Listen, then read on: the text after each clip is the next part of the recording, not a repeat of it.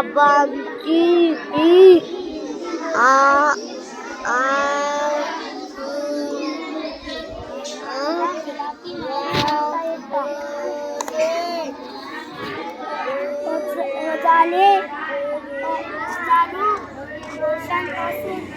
जवांची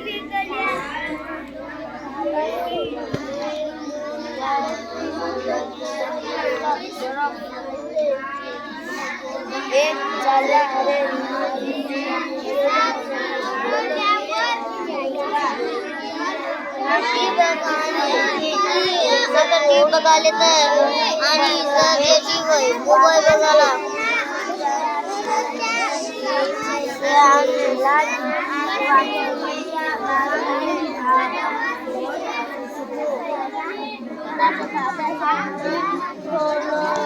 कौशल्य आणि